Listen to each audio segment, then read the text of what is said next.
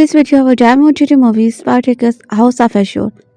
We will discuss the storyline, summarize the plot, and explore the cast and character. Additionally, we will cover the movie's production details and box office performance. Finally, we will provide reviews and share personal reactions. So let's get started. 15 years after the debut of Starz hit drama, Spartacus Blood and Sand, creator Damas as DeKnight is returning to the ancient Roman Republic to rewrite history with his sequel series, Spartacus House of Ashur. In House of Ashur, the former gladiator gets an alternative ending, one in which the arrogant Syrian lives. Instead of being killed, Ashur takes Spartacus' life, and he is consequently rewarded for his trickery by the Roman Empire. A spectral tale wrapped in violence and erotism. This new series follows a man desperate to hold into his newfound elite state while embarking on a quest for honor and glory. The 10 episodes first season, critics received 5 for review, opens in a dream sequences instead of meeting his demise. Ashur turns against Spartacus to aid the Roman soldier for his effort. He has been given his own gladiator house and the patronage of his former master. Ashur is delighted with his newfound standing, which include a company of his body slave Hera and Messiah, as well as Goddess. The doctor is charged for training his gladiator. He is still the laughing stock among the elite, who accuse him of stabbing Spartacus in the back like a coward. There is much to be gained for all under the banner of the House of Ashur. Should it actually extend? Ashur's gladiator, especially the ambitious Targon and Goddess, are eager to bask in a notoriety. Riches and freedoms are champion status would bring them. Unfortunately, Ashur's idea to achieve this goal infuriates everyone. When there is a champion is in the arena, Ashur and Goddess head to dogs where the exiled are held, looking for potential new fighter. There Ashur finds himself distracted by a clean woman getting the best of the god, mesmerized by her agility and fearsomeness. Ashur purchases her, renaming her and forcing Goddess, much to his horror, to train her as a gladiatrix is a role that Achilles is neither mentally nor physically prepared for. Like its predecessor Spartacus, House of Ashur is absolutely bursting with sex and violence. These themes are so embodied in the series that it functions as plot point in their own right. The amount of sex and nudity depicted will undoubtedly leave the most liberal-minded viewer blushing. Inside and outside of the gladiators arena, DeKnight highlight how brutal and violent this world truly is. From slight throat to crushed skull and dismembered soldier, human organ and guts are constantly on display here. However, the gruesome act at the end of episode 2 Forsaken is sure to shock the senses. Moreover, while the majority of the action centered on street fighting and the arena, Spartacus House of Ashur also peaked black the trickery woven into the Arab politics. Ashur is presently driving everyone standing in Cupia, is precious and likely to change at any moment. Ashur desperately worked to win in favor of Centaur's Gabion, despite the Centaur's wife clear disdain for him. Yet his efforts are constantly undermined, especially amid the arrival of Julius Caesar and his gracious wife, Cornelia from Rome. Overall, Spartacus House of Ashur is a dynamic follow-up to the previous chapter, a classic tale of the haves and have-nots in ancient Rome. A classic tale of the haves and have-nots in ancient Rome, where power means everything. DeKnight is as exciting as ever. By offering Ashur this new life and encoding his story to Achilles, the series brings two very unlikely figures to the forefront, showcasing how the extreme to which they go to preserve their position. It also highlights how viciously their adversaries will fight to ensure the traitor and the gladiator's demise. Lucky Lawless has set her surprises return to the Spartacus franchise in a new clip from his upcoming sequel series, Spartacus House of Ashur. The upcoming Spartacus House of Ashur tells a reimagined version of Ashur's fate from the original series. This involves him becoming in league with the Cassius, leading to a host of new challenges he needs to face. Netherlands have released a clip from Spartacus, House of Ashur, which sees Lawless return as in the spine of show. The clip reveals her confronting Ashur in the underworld following his death in Spartacus Season 2. While holding her baby, she tells Ashur she is setting him on a new life path, confirming she is the catalyst for the spin-off. Based on the clip, it appears the gods have found favor in him, so he is not killed by Navia at the top of Mount. Lawless return explained in new timeline, while also confirming the show will be following the same Ashur from the original series. It justifies how the spin-offs happening while also delivering a major character's return. In addition to the clip, creators Demoness, DeKnight explained the mindset behind having the reason behind the show's resurrection in a new timeline. He called the underworld scene the impetus for the series, while also explained what it was like to work with Lawless again after such a long time. Yes, away in was so lucky as who went over that cliff with a baby that she stole from Latia. We can start in the underworld even sure has just that, and there aren't same. You know there are many parts. Your dead one was one of them. And would you like to see another? Would you like to live another life and see what would have happened and what kind of man you would have become? That was really the impact of the series. She's a pro. You know, she's lucky Lawless. I still pinch myself that I got to work with her the first time around. I am such a big fan. And yeah, she just stepped right back into it. She was fantastic. She and Nick always had a great working relationship. I feel that anybody else except Lucky Lawless as would just not even felt right. It was just a perfect way to start a new series and try our had to be original. Lawless was last seen in the season 2, final of the Spartacus, where he jumped off a cliff with baby in tow. Her final act after being abused by Ashur for such a long time. Her time on Spartacus was memorable because of her manipulative statistics for power and subsequent tragic end, making her a compelling, complex character. Now she will be joining the cast of Spartacus, House of Ashur to lay the groundwork for the how the dead little characters now timeline plays out. The show appears to be leaning more levity into the supernatural with eclipse revision into. While it's unclear it will come back beyond the same, her presence will do no doubt be felt across the show. When the setup for Spartacus House of Ashur revealed, it remains to be seen if action are present or a punishment for the little character. All that certain is, with Ashur now in a new position of power in a different timeline. He could make a name for himself in ways that history he was previously affronted. Lucky Lawless has set up a surprise return to the Spartacus franchise in a new clip from its upcoming sequel series. House of Ashur. The upcoming Spartacus House of Ashur tells a reimagined version of Ashur's fate from original series.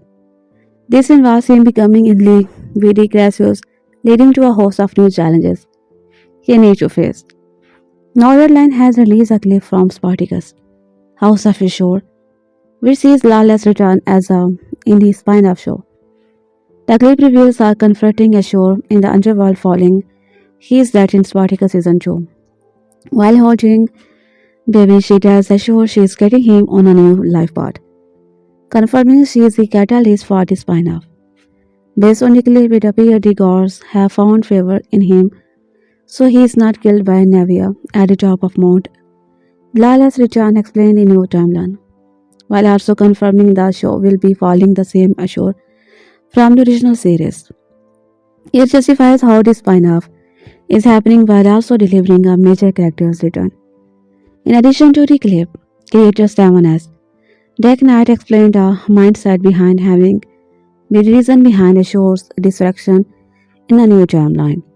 Spartacus' House of Ashur premiered in December, leading some viewers to wonder when it's set in the Spartacus timeline and if it's even in the alternate reality of the 2010 series. The original Spartacus premiered on Starz in 2010 and ran for 3 seasons and a miniseries in that time. The Sword and Snabble's historical drama series is inspired by the gladiator who led a major slave uprising in the Roman Republic between 73 and 71 BC in 2023. It was announced that series would be revived, and in December 2025, Spartacus House of Ashur premiered. But when is it set? Spartacus House of Ashur takes place 6 months after Spartacus, War of the Damned, which is the third season of the original show and the end of Spartacus' storyline. At the end of Spartacus, much like in the legendary movie by Stanley Kubrick, Spartacus ends up dead, happily dead a free man. The seeds of a power struggles between the Crassus, Caesar, and promptly began to take from at the end of the original series, suggesting that despite its victory over Spartacus, it will only be short-lived. House of Ashur plays with that ending in an interesting way in the new series on Starz. At the end of the Spartacus season 2, subtitled Navias slays Ashur, cutting the villainous former gladiator's head clean off, which was a nicer and Jenny probably deserved. Observant readers will note. However, that will show he is called House of Ashur. So is Ashur back as how is he back? Alternate history. Hijinks House of Ashur makes me one small. Change to Spartacus and despite of world where Ashur survived the event of Spartacus.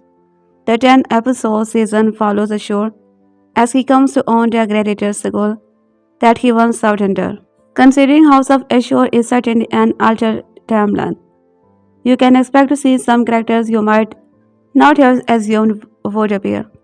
Starting with Lucy Lawless, who returned for a cameo as meeting Ashur in the underworld and giving him a chance to go back after being killed. Back in Rome and alive, Ashur made some characters who are new to the series, including Chorus, Agila, and Hilaria. As it stands, Nike, Tarabay, and Lawless are the only returning cast member we know of so far for Spartacus House of Ashur. Spartacus House of Ashur, the first standalone spin-off series of the Starz franchise, which began with the 2010 Spartacus, Blood and Sand, is now available for streaming worldwide. This new show retains just 3 characters and 2 cast members from the original series, as it tells an alternate version of Syrian former gladiators Ashur story. Actress Naked Tarabay is back for this rewrite Roman history, in which his character survived the slave revolt led by Spartacus and inherited the gladiator school of his deceased master Quintus Baticius. Besides his statueless character and setting, however, House of Ashur serves up a very different narrative from its parent show. Spartacus remains one of the best historical TV series to depict life in the late Roman Republic, with its spectacular combat sequences, complemented with an evocative portrayal of the social movement during this period of history. Yet House of Ashur actually goes even further with its perspective insight into the political intrigue of the day, as well as Ashur and the gladiator. We are introduced to various characters from the ruling Roman and Scotiary. Then they are the slave who don't engage in deadly battle in the arena. Overall, the cast of the Spartacus House of Ashur gives us a wide-ranging perspective on the state of play in Rome before the fall of the Republic. Actor Jamie Slater is his Julius Caesar role in Spartacus. House of Ashur, this sequel to the original Spartacus series on Starz. The alternate history now follows Ashur as he is given a second chance at life, gaining more power after he was not killed on Mount. The characters in House of Ashur also include Julius Caesar and his wife Cornelia. In a pre-release interview with Screen Rant's sister who plays Cornelia, unpacked her and Julius Caesar's role in Spartacus. House of Ashur addressing how attached to repair are to one another. The actor casts a duo partner in crime with a deep trust for each other, something that will add into their scheme throughout the series. Sakri and Rent, Caesar and Cornelia seem quite taken with each other, which is nice to see on his show. What can you tell me about their dynamic and how it developed over season 1? Jamie's letter. Yes, political brings and Caesar to tone. They have to colonize Ashur's villa to kick things and get things going into their direction. They are very much in love with each other. This was a love match, which is not usually the case with a marriage in ancient Rome. When Ashur awakens in his newfound reality, he has become allied not only with Gracious, but also with Caesar.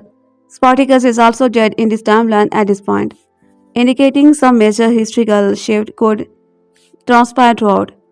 This includes scheming by Caesar and Cornelia to try and take more power for themselves in Rome, potentially upsetting the natural balance of things. By the end of the episode 2, House of Ashur story has not completely focused on how Caesar and Cornelia are going to begin scheming with one another. The most Caesar has done is send a titular house to Apen, removing rotting corpses from the arena. This was done to ensure Ashur know his place at the bottom of Rome's social ladder. But even and Cornelia have a long way to go before they have gained as much power as they ended up with historically. Given their current portrayal in the series, the Jews seem poised to take the power sooner rather than later. Ashur and his gladiators have been the core focus. It will likely shift in episode to come. With Slater's latest statement, it seems like as Spartacus' house of Ashur's timeline unfold, Caesar and Cornelia are destined to make moves that see them climbing to power in careful yet notable ways. Although there is no telling what they will do get where they want to go, they appear to be highly motivated based on what the actors said. Since the series has only just begun, it remains to be seen how Spartacus' House of Ashur will see their pace ambitious grow. Since the show is still laying the groundwork for its main character and everyone around him. This may take some time, but when it does happen, it will deliver plenty of promising moments between the two lovers. Spartacus House of Ashur's most surprising romantic couple gets a teaser from series star Graham, who portrays courage. In Spartacus House of Ashur's character lineup, Courage is a former gladiator who won his freedom. I was promised romance for you in this, and I was not disappointed. However, I don't know what I am allowed to say about said romance. So I would love to know what you can tease about Corey's personal life outside the ludus. Graham, yeah, was a unique opportunity for me. As you may know, I have never even gotten a really in attorney shows. In Outlander, I had a chair broken over my head. It was great to explore that side of my character. The vulnerable and emotional side. He is very repressed. I suppose although we don't know his backstory, I suspect he's been hurt badly in the past. We just don't know exactly how. I also think that the simple fact is that the world of Rome is very volatile, and it's very difficult to form close relationship with anybody. Interestingly, at that time, a gay relationship in ancient Rome was okay between a master and a slave, but not between two free men. These two peoples are taking an enormous risk in doing what they are doing. But what overcomes that is Cody's desire to finally open his heart and let someone in. That's something that's a universal. We have all been in a situation like that, where one or both of you are hesitant to reveal yourself to the other. And then when you do, there is no closing that door. That's the beauty of exploring real, emotional, tender relationship in any show, and this is no exception. Corey Marks MC's of first guy role in any piece of media. Alongside the type of love story he explained is rare for him to bring the screen. He uses example of his character in The Outlander. MC Kenzie and Williams MC Kenzie as portrayal where he has not been the center of a romantic storyline. His Spartacus House of Ashur story is a far cry from what is used in his TV role. While Corey has shown himself to be an adamant defender of the brotherhood, even nearly beating to death for killing someone, He harbored his own secret that go against the rule, that being his love, who is another free man. For now, McTavish's statement is the only clarity provided that something is going to happen involving the pair, hinting that forbidden love is going to be a major part of how events in the series play out. Given Corey's importance to the House of Ashur in the show, it seems likely the protagonist will somehow get involved in whatever happens next. This forbidden romance is just one layer to Corey's character. The former gladiator is also proud of work he does in keeping order, something that almost caused him to kill in the process. However, his forbidden relationship makes him somewhat two-sided, which could crack his loyalty to Rome depending on how event unfolds. More than a decade after Spartacus went off the air, a spin-off series entitled Spartacus, House of Ashur has been announced to take viewers back to ancient Rome once again. Beginning with its first season in 2010, Spartacus concerned a real-life eponymous figure who was a gladiator who led a successful slave uprising between the years 73 and 71 BCE, with an eye toward action and history.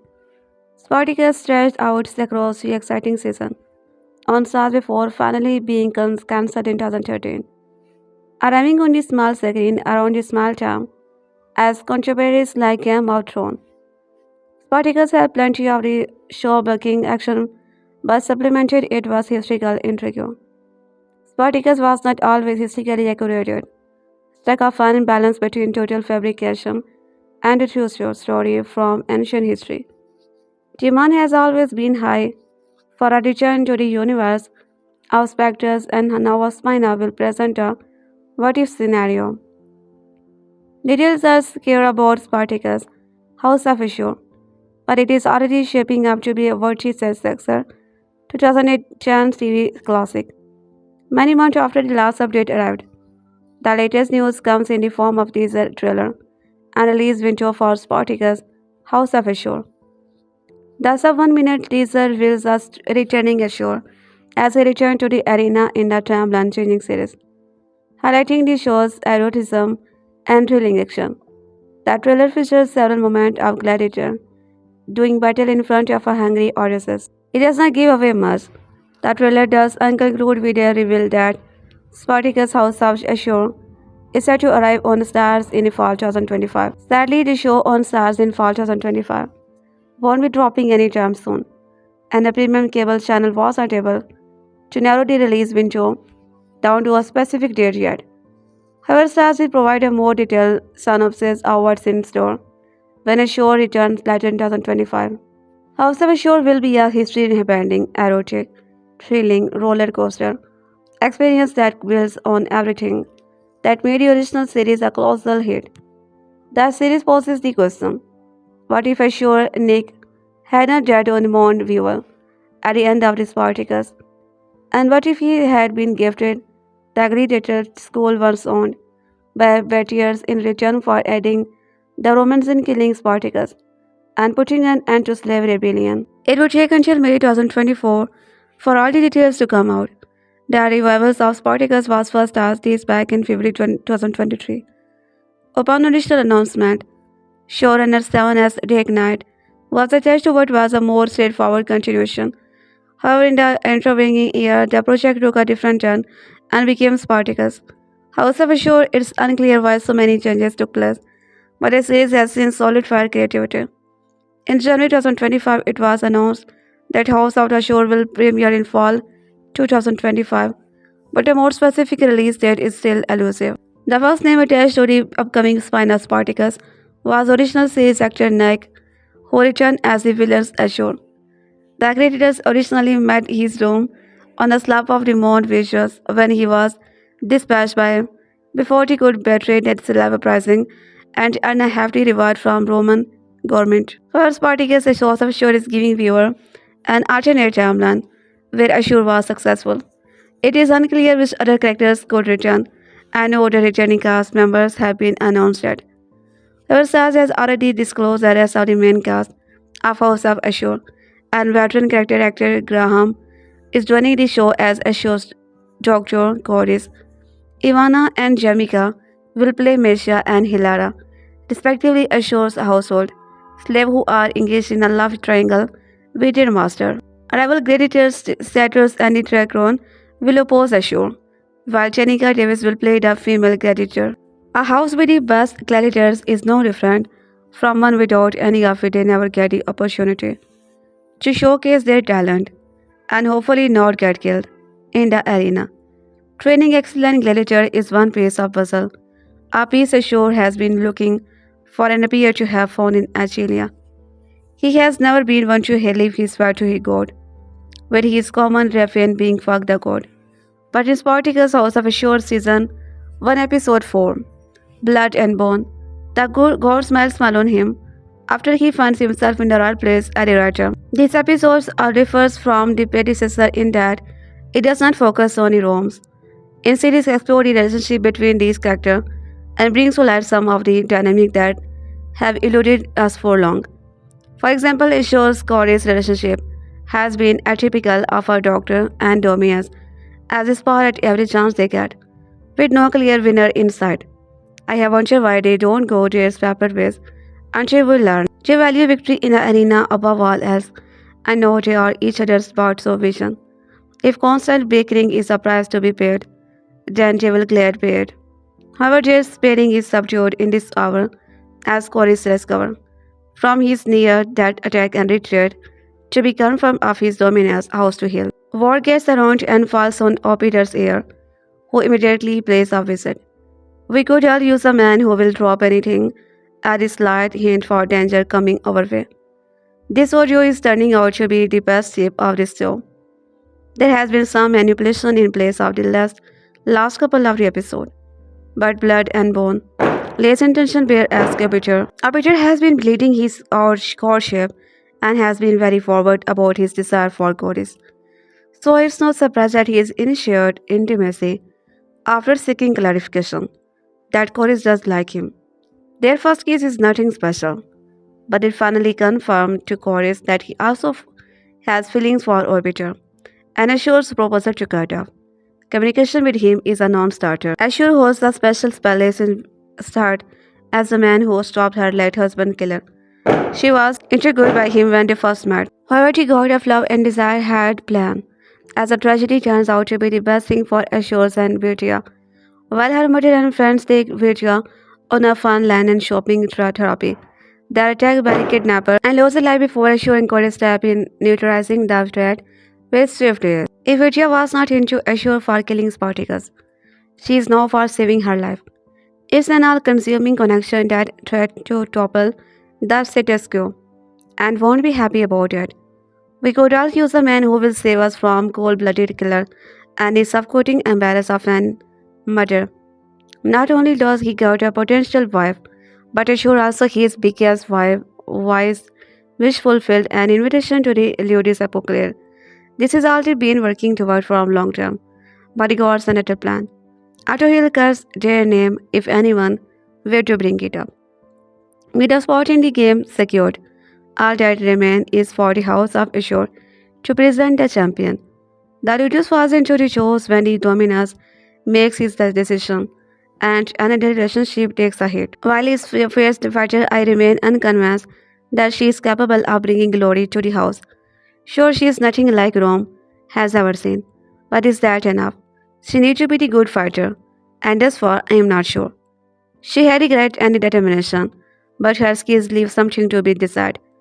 However, I want to see her carry the mantle, if only to upset the men who have gotten their panties. Twist is at the board that basically this is allowed with people who have convinced themselves that they deserve something, and it's a great injustice. It's time to run to the endures of the episodes of Spartacus. House of Ashur unworthy picks up right where the show's 2 episodes premiere left off, with the gladiators having gained the respect of goddess after she managed to draw blood in a duel to the death. Ashur has strong opinion about Cody's approach to testing her and decided to send his doctor on a mission outside the India's wall. This episode is where things really start picking up for Spartacus, House of Ashur, with some great politicking drama at the ludus. both in the fighting pit and among the house slave, Hilara, and Messia, and the most intense fight yet for this series. Let's get right into the fall. Unwatchy beings with the Ashurs and chorus hashing out their differences over how things went on with Australia and the Creticus, the gladiators she killed in the episode 2 after he attempted to rape her. Ashur is frustrated that Chorus tested with real sword where she could have died. Chorus is upset that Ashur seemed to be indifferent to the death of him, since the Indus was not exactly overflowing with talented warriors. It's an excellently scripted and acted scene where Chorus and Ashur live and each other as near equal in a way that adds a lot of depth to their partnership. Of course, they are not quite equal. After Shores gets Chorus to admit that he spared because he proved herself worthy, which supported Shore's faith in her ability. The Dominus decided to test Chorus' on loyalty by sending him into the Capua on a secret mission. We find out the true nature of that mission by the time the credit roll, and a gradual reveal is one of the episodes of Trent, with Chorus sneaking out of the Indus for the term. He names Gladius as doctor in his stead. Gladius is the oldest gladiator in the ludus and a former comrade of Chorus. He is an interesting character, and we need his time to get a better feel for who he is, as he tries to regain in his headstrong, San Charcon, and quash the growing resentment among the gladiators for the woman fighter training in their midst. While Slade trains the gladiators, Ashur observes from on high with Ilara and Misha. He can tell that something is holding Achilia back, but can't quite put his thumb on what it might be. This leads a confession from Hilara that she visited Achilia in her cell and has suspicions that whatever ghosts of powered hand had here tried to do securing on her hand. Spartacus' House of Ashur keeps on staying on streaming. Janio's spin-off to the Spartacus universe has received divisive reviews since his debut, but it continued to prove its a hit. Janio Brioca's series debuted on Starz on December 5, and it was an instant hit on streaming platform. The show has been constantly dominating the chart, as it's been number 2 title for the past week. However, Spartacus House of Ashur is also slaying the competition on a different platform, Prime Video Flexible Patrol Report. Although the series is not available to stream on Prime Video in the US. The show is available on the Amazon platform in different territories across Europe and Turkey. It reached number 2 spot in several countries, including Australia, Germany, and in Norway, and held on the constantly in fourth place in Turkey for the past week. The historical drama series is currently reaching its halfway point on December 26 with episode 5, following the new episodes which is written by Adam Bradley and the show's creator, Stephen S. DeKnight, and is set to debut on December 26. Spartacus House of Ashur will take a new break and return with new episode on January 9. The spin-off series serves as a sequel to Spartacus. It officially brings back the titular character, played by Nick A. Tarabay, however, is a fan of the original series. Now the characters had been killed on Mount Vis, where he was dissipated by Nevia. In the spin-off, they reconnected his ending and set him into the alternative timeline, where he lived and gifted gladiators. The official logline read, it explored a what-if scenario in which Ashur survived the events and is rewarded with the gladiator's goal he once served. The series follows his rise to power as a dominus in a brutal world of Roman gladiator. A part he takes with the help of fierce gladiators named Agilia. Spartacus House of Ashur divided the critics and audiences. It received a stellar 92% approval from the former on Rotten Tomatoes, but only 46% from the audience, as it was dragged for allegedly being too woke. The presence of the first Spartacus gladiatrix was not met with, and fans slammed it as too woke and feminist. Spartacus House of Ashur has certainly managed to take what's old and make it new again after just 3 episodes. The series has clearly solidified itself as a marked departure from the original show, while at the time retaining all the things we loved about 2010 Sword and Sandal epic. Episode 4 Blood and Bone takes things even further, proving yet again that this is not the Ashur of yesterday, but an entirely new beast. There is even more cunning that he was while under the dome of betrayers. Dropping today on the Starz app, Spartacus House of Ashur's episode 4 was filled with the intrigue and expected kiss, and perhaps the most bloody spin-off has seen today following a wild battle that came out of nowhere and worked to Ashur's advantage by the time it was all said and done. To say that has been struggling to find her place in the house of Ashur would be an understatement. Ever since he arrived on the scene, she's been knocked down time and time again, both physically and mentally. Just when you think he is going to finally best someone in training, she falls to the sun in a bloody mess despite her best effort. Ashur branding her with the mark of the brotherhood. Absent test certainly did not help with her any point with her fellow gladiator and has made her even more of target than before. That being said, episode 4 finally sees the gladiatrix find her footing falling somewhat with gladiators who ask her to think of her upcoming opponent in the arena. The brothers were not just a singular man to defeat, but a trio that stand as a one unit and fight as such. That's not the case with the man she is training with, especially his son. So he gives her some tips on how to defeat her opponent, which eventually pay off. Following a brutal training session, emerges trying to sell his device, which results in driving a wedge between father and son. If you thought things were spicy between Goris and Opicher, in episode 3, wait until you feast your eyes upon blood and bone. Episode 4 once more sees Ashur's Dr. Breakford with the Lannister in a steamy bath, seeing that set up thanks to the injury Goris sustained at the hands of the scheme to eliminate him from the equation. When Opicher hears that he was injured, he immediately heads to the house of Ashur to the severity of his wound. Despite the unexpected arrival, Ashur welcomed Opicher with open arms, knowing he holds away or censure and the upcoming game, something he's been trying to gain positive in. Departing of the market, Ashur leaves Opicher and Goris to their own devices, which following a few seductive words from the younger man, resulting in Goris embarrassing him. It was for me one of the joys of doing the show, being able to explore their side of character. I don't think I have ever really had the opportunity to do judge on screen. Elsewhere in Spartacus House of Ashur's episode 4, Ashur is on cloud 9 over the coming arrival. He is benefactor who seemingly sent word that he is paying a visit despite the trouble going on between him. Pompey and the pirate dad have been mentioned in passing.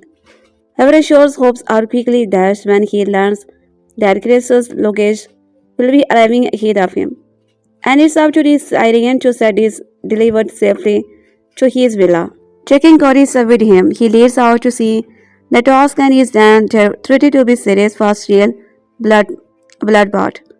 It just so happened that her daughter, Virgia and friend Horgia, are in the same vicinity, shopping for some delightful Egyptian fabric.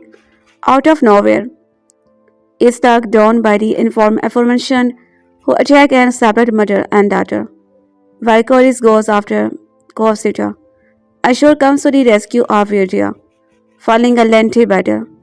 The Lannister and his doctor emerge as victor, dispatching the pirates in brutal fashion. As a reward for their effort, Sancho's grant Ashur is one wish, position in the upcoming games of the. As such, he tells Coris that there is no more need for him to be in the company of a picture, which is sure to cause some problems down the road. However, the fire burning within Ashur at such a gift is quickly when it's revealed that sexually gay Julius Caesar paying a visit to his villa and not Caesar's. Needless to say, the arrival of Caesar and his wife, Cornelia, is sure to throw a wrench in things next week.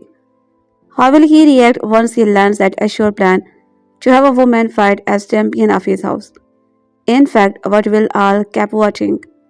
Will it have the desired affect the Syrian want, or will it backfire once he steps into this arena with the brothers Ferox? We will have to wait until December 26 to find out. But in the meantime, episode 4 of Spartacus House of Ashur, Blood and Bone, is streaming now on the Starz app. IGN recently hosted a special screening of the first 2 episodes of Spartacus House of Ashur in Los Angeles before its episode premiere on December 5. Series creators known as DeKnight and star Nike Tarabay were on hand for the event and took part in a Q&A. After the screening where they discussed the series, how it came to be, and what we can look forward to seeing. For those who don't know, Spartacus House of Ashur is an alternate history that returns to the world of Spartacus and follows previous series antagonist Ashur. In this version, he leads to the events on Mount, became owner of the ludus, gladiator training that once owned him when he was an enslaved gladiator. It's been 12 years since the original run of Spartacus ended, and DeKnight said getting to work with Tarabay again and expecting on the groundwork they laid for a show were two of the major reasons he wanted to return for the show. The Ashur character to me is so intriguing and sad. He is a guy when he first got to as a gladiator. He just wanted to be part of the brotherhood. I always say if Ashur had gotten a hug back then, he would have been a different person. But he was mocked and ridiculous and humiliated, and it turned him bitter.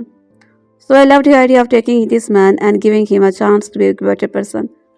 Can he be a better person? Or will his demons keep dragging him down? Tarabay explained on that, saying that now that his story is told from his perspective, we'll see new face to him what we have not before. In this season you will see a softer side of Ashur, he said, a loving side, a kind of vulnerable side to Ashur. And because of this, because of his feelings now, he will do things that you won't think that he would do. And that's all I can say about it. Through the original run of Spartacus, Ashur was a character the audiences loved to hate. Now he is a protagonist and given a chance at a redemption.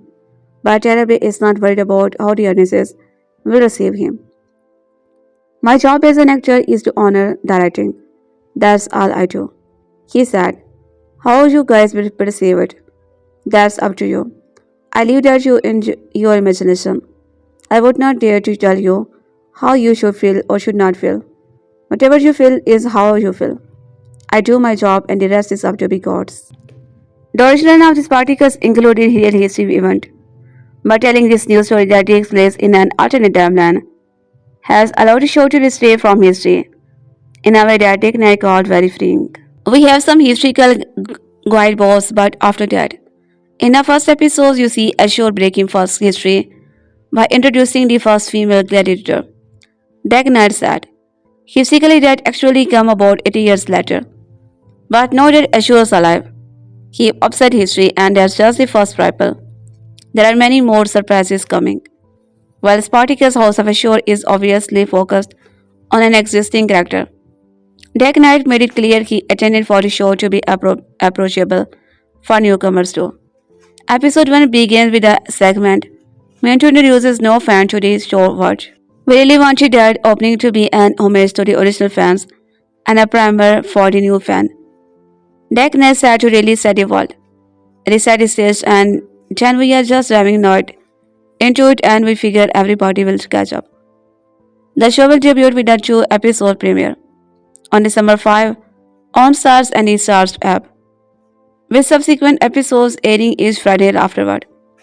The screening ICN hosted also showed those first 2 episodes, and DeKnight and Tarabay said they are just at the top of the iceberg of what this season has to offer. Seriously, it's a roller coaster. Tarabay said, I always said by the time we get to episode 5 and from 5 to 10, I don't know what he has going on. Really, it's so good. There is a couple of episodes that I truly felt that we are in Greek tragedy. It was so good. And the very last scene of the first season is episode 10. All of you are gonna be like, what the fuck just happened? Did they really go there? I cannot wait. Spartacus' House of Ashur is an unrelenting sword and sandals epic virtue of his predecessor, filled with sun-blocked gladiators combat, political plotting and sexual appetite that upbrains a desire for power. The Star sequel series cuts us sweat through Odysseus, exceptions creators Damaris. Knight was known for producing these superior, daredevil adaptations on Netflix. Spar has his return to the Roman melodrama and refuses to hold back, unleashing a hyper-stylized web of intrigue on Odysseus' wood-hoary house of Ashur, wood backbone. This return to home for seven as cannot include Inda's very wanton desire and Odysseus could imagine, depicting the hybrid blood-relating and family infighting among those in and out of arena. This show is rifled with overstatured successes, bold and presence of intent, alongside movement of the slaughter in slow motion. It is neither for the meek nor mild.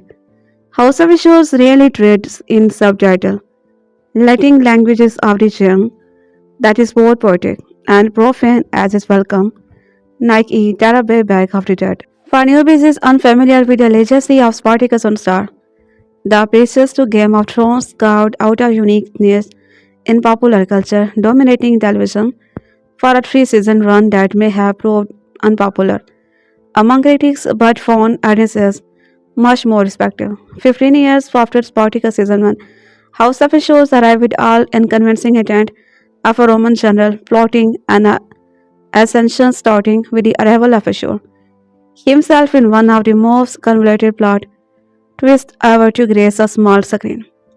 In the role of Ashur's Nikki, Tarabay takes his new lease of his life literally, drawing up plans in the opening episode that new audiences might struggle with. For those going into the series without background knowledge, please hear this word a warning. Motivations, aspiration, and vendors will only become clear after several episodes, leaving audiences with nothing but the snaily chewing of a show to entertain them initially.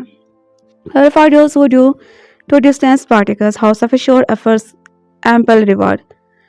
Among these committed examples, there is a distinct sense of one unpunished starting with the headliner Tarabay. It is solid performances prepare the surprising nuance that single-handedly walks a thin line between the vaudeville villainy and caricature. A technique that seems like overacting until audiences realize Spartacus' House of Ashur thrives on this approach. Both beholden to Julius Caesar and everything Rome represent, yet standing apart to establish his own identity. Tarabay performances veer between political pragmatics and subservient subject. In retrospect, Ulysses will realize this is what hold House of Ashur, since he is restructured son of Rome, is both a savvy manipulator of human nature and knows how to work the system from within. For that reason, Ashur represents the most unlikely anti-hero in this example, yet earns it outright by the end. Potentially only the presence of the Graham Scories gives this dominance a run for the memory money when it comes to be claiming that title. Depending on your passion, Graham's McTavish will later to be familiar to audiences who love the Hobbit trilogy to Netflix's feature adaptation. As an actor, he is an eponymous with quality television shows from House of Dragon to Outlander, making him a perfect fit for the role of Chorus in Spartacus. House of Ashur, right-hand man to be Dominus and trusted ally in time of adversity as both meditator and confident. Chorus is unmatched when it comes to be reading the room for his closest friend. Outwardly masculine in demeanor, Chorus brings a degree of heavy-handed diplomacy to this series and is pivotal in helping Ashur negotiate Roman etiquette. Audiences will quickly become embroiled in the cloak and dagger escape of this formidable Jew, who curry favor with Roman high society, purely to satisfy ambition, with a cool head and furious fighting skill. This glorified trainer leaves an indelible mark on his show, embarrassing a degree of risk in his depiction that falls in line with the liberal perspective Roman had their own intimacy. For an actor who has often played character defined by their maleness, Corey's is a departure that feels more inclusive than anything McTavish has tackled before, however. This aspect of the character is not one made for the calculated reason, such as Odyssey's demographics, but on one that genuinely reflect the term. In ancient Rome, no one judged or even looked west. In fact, physical attraction was the least interesting part of any person. For Odyssey is willing to look beneath the surface of Spartacus. House of issue, gender identity, and politics will prove to be a recurring term that adapt. Nowhere more so than its representation of women in the series and the role they choose to play. Subservience and femininity in these situations of Spartacus are valued above strength and independence. Those who stop outside those boundaries are open to ridicule, prejudice, and mockery. Janica Davis, who also has a small but memorable part in IT, Welcome to Terry, comes front and center as Achelia in the debate audiences will have around that subject.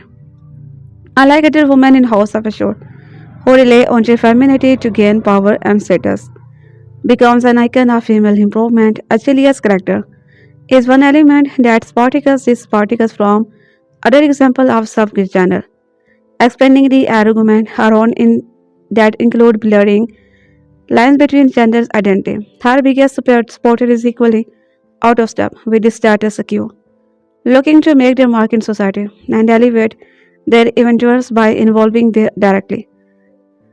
Adding another layer to this melodrama that exchange audiences' expectations and explore contemporary issue. It highlights the sophisticated storytelling by Stefanus DeKnight and his collective, illustrating how diverse House of Ashur really is despite first impression. Her refusal makes Achelia one of the strongest women in House of Ashur beyond the bloodletting and gender stereotype that inhabit other element of the show that remains a revelation. One that slowly changed the opinions of those around her as a single-minded attitude plays dividends. Slowly began to undermine this male-dominated society, who started sitting up and taking more notice. If only the language they use had been afforded. There's some intention to detail. Then Spartacus' House of Ashur would have made great rather than good television. Language is where this series drops the bar to point of destruction. Overly elaborate wordplay that sets out to make audiences work undermine a lot of this drama. This Spartacus loses even more ground by dropping expletive into very other sensitive. As if that made these characters more contemporary, employing rhyming couplet that come closer to this Shakespeare and closer in complexity make the clearly episode and uphill struggle. Even when audiences have become accustomed to the unique flow of these conversations between characters, House of Ashur will still prove challenging. If anything, this reliance on overly elaborate language draws attention to the inconsistencies that might have slipped by unnoticed. Set designs between the location, either on sound stage or elsewhere, variability alongside inconsistency in visual effect. It will burst the bubble of some audiences who let your attention drift during dialogue scene, undoing the good work which has come before. However, that inconsistency will be easily overlooked when Spartacus' House of Ashur is viewed by avid fans. There is such a solid fan base for Spartacus that his sequel has little to worry about. Tarabay has barely aged a day in the 12 years since the original final, and any evidence of it only worked to this advantage.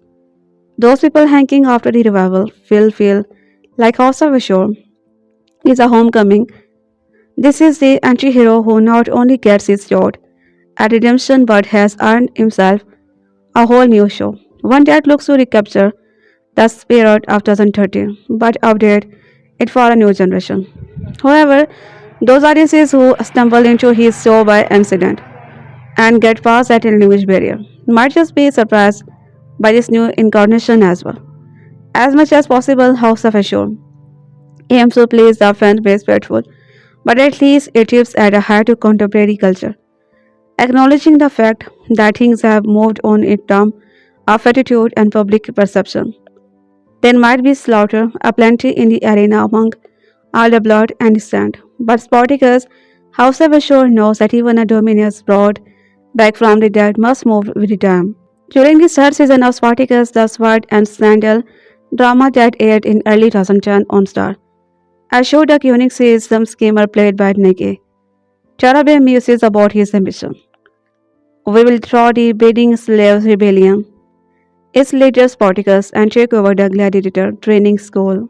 Ashur the Follow, who has brutally depicted in the second season of Seven's DeKnight historical drama series Spartacus 2012. Well, who is alive again? We thanks to an acknowledged yet deeply absurd plot devices enabling his simply astounding and highly convenient resurrection like a Tarabay character returned with every intention of releasing his own company of own and less lived fighter onto the sand of the gladiator arena. His secret weapon, an unknown gladiator's Agelia, who has nothing to lose and everything to prove to earn her freedom. That being said, parallel is hard to reconcile in a world where anyone can be brought back into being by Pluto and he is mad. Empowered significant female character or not something alien to be Spartacus universe to date. This show return is president of our future. It's been over a decade since season 4 concluded. So in today's social economy and current cultural climate, is there still room for a show like Spartacus? The first review for the Rival series in Orion and early reaction suggested that showrunners Davis, DeKnight and the cast have made good in their promise to a long-term fan. Critics say that new Spartacus delivers everything long-term. Fans loved about the original while adding fresh twists, compelling drama, and sticking visual. And what if had been gifted the gladiator school, once owned by patriots in return for ending the Roman, killing Spartacus and putting in and the slave rebellion? Spartacus House of Ashur will consist of 10 episodes. The show does not have an exact release date, yet but Starz has slotted it for a winter 2005 premiere. To be afforded the opportunity to return a decade later to a series you loved is such a rare, wonderfully opportunity said DeKnight via a press statement. I could not be more excited to craft this next chapter in this Spartacus saga with stars long skate and incomparable Nick Tarabay. House of Ashur will be fifth Spartacus series following 2010 Spartacus, Blood and Sand, the 2011 prequel series Spartacus, Gods of the Arena, 2012 Spartacus, and 2013 Spartacus, War of the Damned. Joining among the cast are there are also rumored that a couple of Spartacus franchise veterans might make a couple of surprises appearances. It's been a long 12 years since the bloodiest, sexiest show on television's last aired. Seven as Deck Knight Spartacus loosely based on the historical gladiator turned rebel who come to be challenged Rome. Set itself apart from its realistically bloody, high-octane combat, open parade of the genders exclusively sexuality, and provocative focus on the politics of the arena. Running for 4 seasons between 2010 and 2013, the series was hit off as for stars and has retained a strong reputation with fans ever since in final bow. Here we are. However, in the era of thinking daily about the Roman Empire, also I'm told I'm more of an empire head myself. And there is still one big question of fans' mind.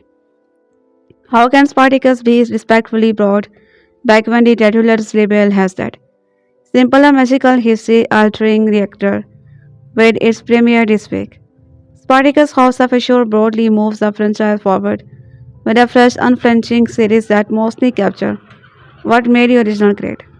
Spartacus House of Ashur began with one of the most substantial return in the TV history. What if Ashur's Nick Tarabay had not been had beheaded and instead he survived to be the man who killed Spartacus and stopped the rebellion? In ancient Rome full of magical and figures god, anything is possible had a turncoat character's fate changed in the afterlife. With the show's not a man who delivered the final blow to the Spartacus and saved the Roman allied. For his effort, Ashur is promoted to be dominus of his own house, navigating the political perils of Rome were raiding the gladiators to compete the arena. Besides political positioning and betrayal, Ashur finds gladiators Achalia, controversially dropping her to lead his scatter of gladiators in hope that a fierce warrior woman will win crowd and elevate his fortune. Stakes only mount when Ashur draw the attention of none other than Julius Caesar and himself. Spartacus' House of Ashur can't really be the anti-authoritarian series that its rebellious progenitor was. Given that it's based around a man who killed Spartacus, these are nonetheless remain a slide in the sequel. As Ashur seeks to claw his way upward in a Rome built for established families. Spartacus' House of Ashur is very much doing its very thing versus entertaining one. Series lead Nick Tarabay gives complexity and a strong charismatic presence in his return as a titular character. Now commanding gladiators Paul instead of struggling to survive within while the story's political struggle for honor are capable, balanced, engaged, more action heavy element. Within the show existence assemble. Tanika Davison as Spartacus House of Ashur, only female gladiator. Constantly beset by follow competent who wish to see her downfall. The actresses deliver both the character's emotional complexity and her penchant for angry combat well, and Achilia one expands and grows as a show progress. The lifeblood of the sequel series. Where is Graham McTavish as Corys, a seasoned gladiator turned trainer who becomes roped into a show's ambitious but finds emotional connection at all his own. He is grizzled and capable, but MC Tavish as brilliant. Subtle layer to the characters throughout. While the show primarily revolves around Ashur's political ambition and mechanism, it's Corys who truly evolves as the story progresses. These within the 5 episodes made available for review. Spartacus House of Ashur also boasts a universally realistic blood and gore, not a strong fit for the more sequential of TV viewer. And anyone looking for instant combat should be satisfied, but a few technical elements, particularly early on, don't always work. One or early training sequences include combat that feels a little too slow to be authentic, even for training resulting in fight that feels more telegraphed and closer to stage combat than it should. It would also be desirable for the series to offer a few more open air scenes to give a scene of Rome scale. Since the season so far spent a lot of time in close squad, minor technical quibbles aside, most of the combat feels authentic and brutal. Spartacus House of Ashur essentially pulls off the miraculous, leaning on the mythological of ancient Roman belief to rewrite history and give our characters a new lease on life. It's clever and its work, outside of the event that enabled its premiere. The series otherwise retained the gritty real politic realism that the original show off revolved around. House of Ashur also largely returned to the original series shape, showcase of the ancient Roman idea, parodying the empire's ban-free culture alongside an unflinching gorge as violence. Not always simultaneously, Tarabay is a strong lead. Davis grows into her role quite well. And MCT Davis excel, while the show essentially follows Ashur's attempt to rise in Roman society. There's a room for rebellion to brew, leading to hope that his element of the original will come to the forefront in the future. In the meantime, Spartacus House of Ashur recapture much of what made the original series great and proves his franchise has not lost a beat in 12 years. It's been a long 12 years since the bloodiest, sexiest show on television's last aired.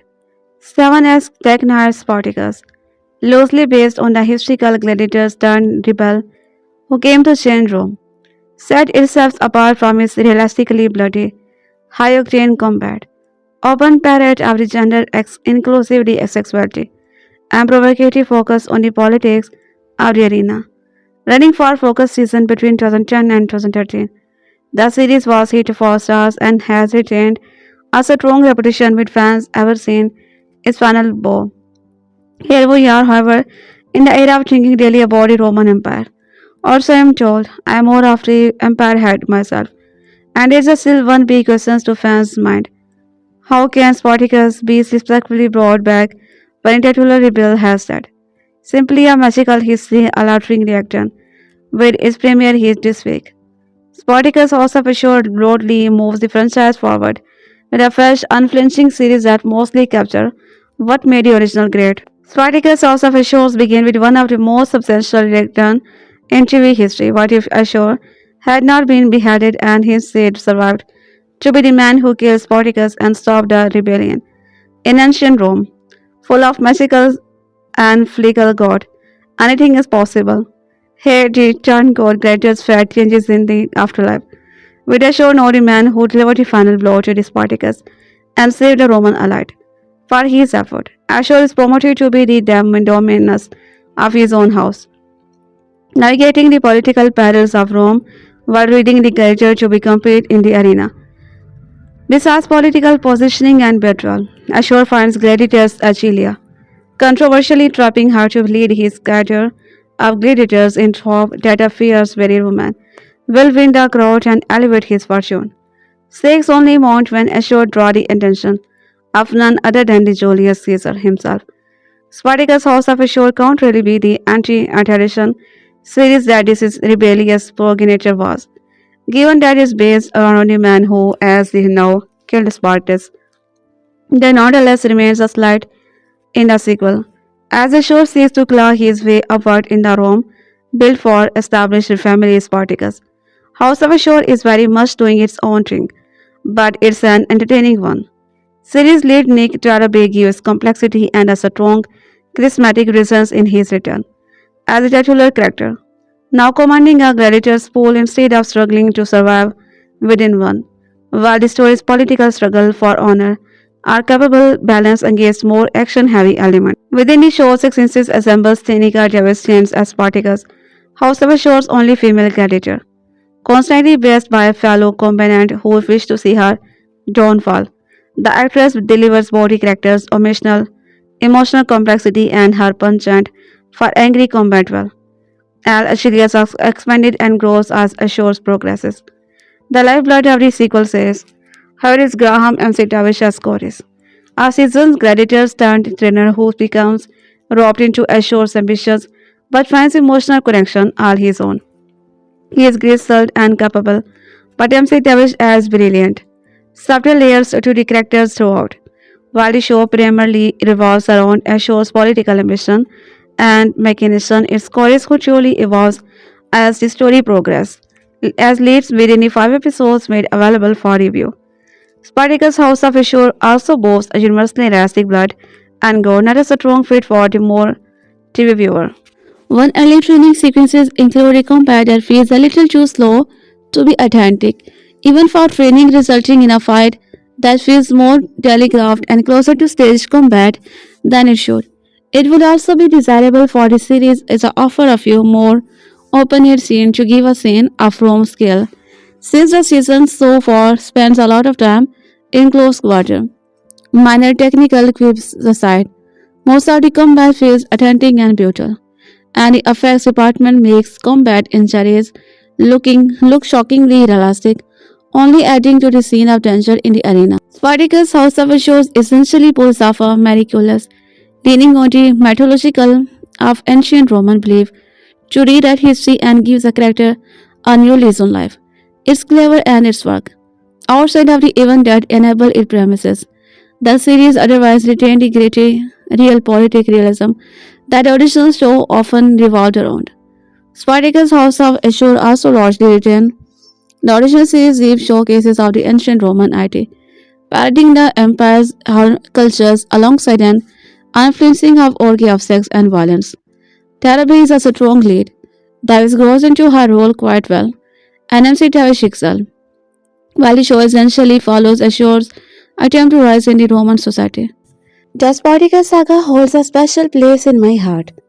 It's one of the stories that introduced me to power of storytelling and showed just how much television can accomplish. Up to that point, I was obsessed with network show, but my deep dive into the Spartacus was like riding a sports bike after years on a bicycle with training wheel. I circle back every couple of years for comfort, and there is always something to discover. I have probably rewatched it for 5 times. The scale of the narrative romance, gore, action, An anguish took over my entire being, and for a while I spoke in Spartacus. No one in the whole wide world was happier than I was. He lacked honor, moral, and respect. He was a murderer, thief, cheater, and rapist, worse than the enslavers of Rome. Stamen's DeKnight decision to base his show on Ashur was a choice. The man has no redeeming quality. And even when the oracle bring him back to the alternate life, he has not changed. But Ashur's moral bankruptness would not have been too evident if Spartacus and his people had not existed. They represented the absolute godness that stand him even in the face of great challenge. The preceding installment of this saga landed harder because they had a clear direction in mind, and slavery in all its forms across the land. It was an easy message to get behind because slavery is the biggest system in human history. And that seeing something for a species capable of doing anything to each other and our environment. This righteous cause a cause Spartacus was willing to lay his life for, is what house of Ashur Lake. In its place is built a blending aspiration of man, loyal to nothing but coin and power. But for all shortcoming is getting that coin is valid goal, especially with a character like Ashur. We know there is something beneath him, he will do anything for more coin and power. We last saw this burning desire to succeed in, but he had limit. Ashur's character is the love child of Spartacus that steadfast, addiction and unquenched thirst. Pulls a neat stick to bring the character back to life, offers him an opportunity in the underworld to the expensive what else could have been. And suddenly history has played out differently. He found Spartacus and is now the dominus of his own house. However, they don't give any justification for doing this. Is this Assure's penance is the afterlife? Instead of the Christian's version, where something in the dead burns or eternity. You allow the best version of your life over the hour. In this way of exacting revenge of Assure's part in destroying her life and that of her beloved betters. The show does not say, and that silence is either genius or a fatal flaw. However, the questions might be irrelevant once someone immerses themselves in a familiar world. House of Assure's biggest feat is its ability to recapture this world without missing a beat. It truly feels like we never left. It does not seem like 12 years have passed since Spartacus, the war of the damned. The nostalgia hits harder when we find ourselves in a house of Ashur, formerly the house of Gladiators. This house has character. It is like nothing else in Rome, and seeing the Indus once again full of gladiators is exciting. Some things are the same, yet much has changed. We have a new doctor who is menacing as his predecessor. Patrick's performances as the ominous remains one of my all-time favorite, so I was very skeptical of Chorus. But rise to the occasion. He does. Chorus does not have the dominating presence Ominous had, but his whip cracks with the same zeal. His word cuts as deep, and his voice booms as loud. Graham and McTavish brings gritty energy, with chorus that demand respect. For someone who is very spectacle, I am in love with the doctor. The same cannot be said of the ludus or the entire house at large, where trust is little and brotherhood is almost inexistent. This largely has to do with the new dominus, who has no regard for tradition or for unfeigned slogan. Everything begins and ends with money and power. Glory, we don't know her. The diversion interest will be what break his house, unless it inspire another rebellion. The gladiators feels disregarded and the dominus could not care less. Chorus is always a few seconds from bashing Assure's head in. We and wars can only keep from the calm for so long, as even the most fun orgies must at the same point. I smell a rebellion and not just because some gladiators are breaking rank, because Spartacus is still alive at least in spirit. House of Ashur tried to keep Spartacus alive through other character, as his death is mortalogist and conspiracies begin. Some gladiators think the beginnings of reign is hiding out somewhere. A theory that becomes plausible when the rebel are hanged. and Spartacus' body is nowhere to be found. It would be the plot twist of the century. Even in this alternate history, Spartacus were alive and began to bring righteous hell on Rome. Meanwhile, life is for the living. And Rome just must be Rome. That means slavery is still going on. The games are fiercest than ever. The power is ultimate prize. It sounds like Ashur's kind of party. The premiere does a great job of introducing the characters and the conflict as the Syrian seeks to embed himself in the circle of righteous and most powerful. It's easier said than done since there is an established order, and he is ambitious can sometimes work against Ashur. He's like a hyena who painted himself with a spot and thinks he's like a leopard. They can smell the hyena in him forever.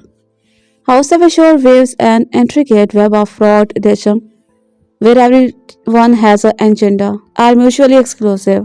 Friends can turn foes without notice, and betrayal is always expected. A sprinkle enough intrigue to make following the history worth it. However, the story would not be half as interesting without Agilia. She brings a different energy that no man could. She is daring, fierce, and confrontational. Some of those traits are not so good for her sake, but she will find a way to use them to be her advantage. Would not be possible where it is not for a show desire for coin and prosperity to break every rule in the book. These characteristics work in his and his lower favor because they allow the writer to be unpredictable, and that's almost always welcome in a story. The character breaks traditions and gives House of Ashur the spectacle it needs to fill Spartacus' says role, left by the art history a timeline. The writers do a great job of introducing the character and revealing the many ways he wakes up the ludus. However, I am sure anti-woke rant are coming because Achilia is a black woman. Women of color seem to drag Rancher from their mother's basement. Let me remind you, anti-worker, that this show has always had character of always is right from the center. Has worked to turn her raw survivor's instinct into entertainment at the arena. The shows she brings to the ludus and Rome promises top-tier entertainment. Every critic seems to love this show, and it's pretty lovable. But I fail to see how everyone's moved on from the Spartacus part of it. He was a big reason for past success, and his absence leaves a gripping chasm that can break his show behind. That said, this is so much to enjoy, especially with Ashur's never-ending ambition and the rules he is willing to break to stand out. It's a kind of necessary will guard energy to keep the momentum going. For now, I am a reluctant fan, waiting to see if getting coin is more noble than ending slavery. The show will win me over if boiling rebellions actually happen. There is something different about her spectacles handless nudity compared to a show like The Boy. While I do love the action scene, the slow motion is outdated. It might have enhanced the scene a decade ago. But everyone has overdone it to the point that it has lot appeal. It takes a lot to keep engines right like overrunning, and you can help. This week Starz debuted No Spartacus spin of House of Ashur, reviving the cult hit that helped shape modern prestige channel television. We have seen the first half of the season and have returned from the ludus to tell you. From what I have seen, the answer is a yes that resounded as loud as any Colosseum crowd. Spartacus' House of the Ashur is both a retreat of familiar ground from Spartacus, as well as a fresh spin on the beloved gladiator. Series that feels a bit lighter and a lot more fun. The overriding feeling I had watching House of Ashur is that Spartacus' greatest cleverness. DeKnight and his team had a grand time making this series that translated through the screen. And by the end of its fifth episode, I was firmly hooked and eager to see where the story goes next. Let's break things down a little bit further. There will be no spoiler in this review.